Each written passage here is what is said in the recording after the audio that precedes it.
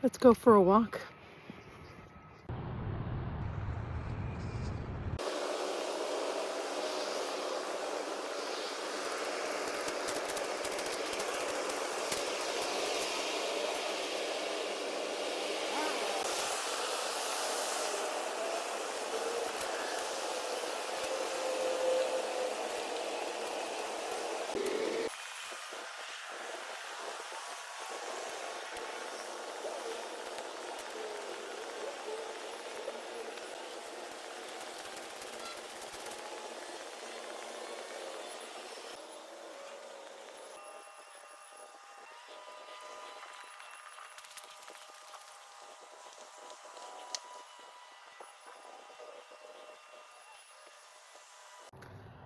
So I was doom scrolling this morning, and I went to an old Facebook account that I have, but don't visit very often. And it's full of all the places I used to visit when I was starting out baking. And it just stirred so much inside of me that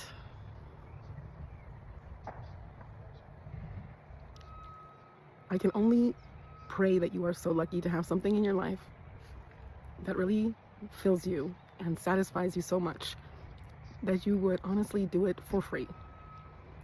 Because if you find that thing, you should do that. No matter what it is, you should do that.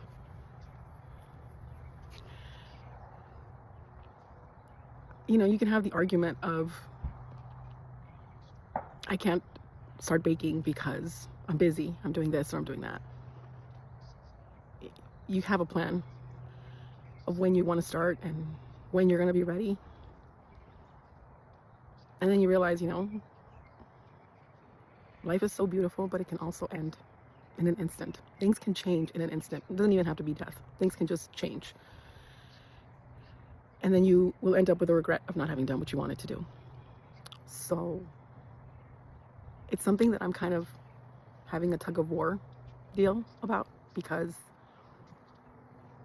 if you have a job and you love baking or whatever it is you love to do, I'm not going to tell you to just leave your job. We've had that conversation before. But I guess if you change your perspective, because you do need money for the mission, right? If you're still working and you can't do what you love doing because financially you wouldn't be able to do it right now, or because you're starting out, whatever the reason is, so you have to stay at work, you definitely want to do the best that you can when you're at work. Because honestly, you're going to make your life just easier. Why be unhappy wherever you're working? I'm currently in a very good place at work. I love the work that I do. It is very humbling. The people that I'm working with, that I get to serve, it'd be a longer conversation if I went into what I do and the people that I work for. So I'm kind of like in the middle of, I want to continue my business journey, but I know that the work that I'm doing is also very fulfilling, but it's also part of the plan, right? The plan of, well, you need money for the mission, whatever it is you want to do. I guess the point of it is, if you must have a job, even though you don't want to have a job, just because you need funding, right? Then at least work on or for a company or for an organization that you enjoy being with, because time is still going to pass. You're still going to have to put in the work. So it's better if you are doing it for a company that you enjoy working for. This is weird. I genuinely love what I'm doing, but I know that that's not my calling. That's not my passion. And that can be true, It can be true. You can work where you enjoy working and still not want to be there because you want to do your own thing. So I guess if you can't leave your job to do what you love to do, that's completely okay, but I highly recommend that you work somewhere where you're enjoying what you're doing. And by that, I don't mean it has to be like, it's just weird. I know some people are like, well, it's just my job, but that's somebody else's dream.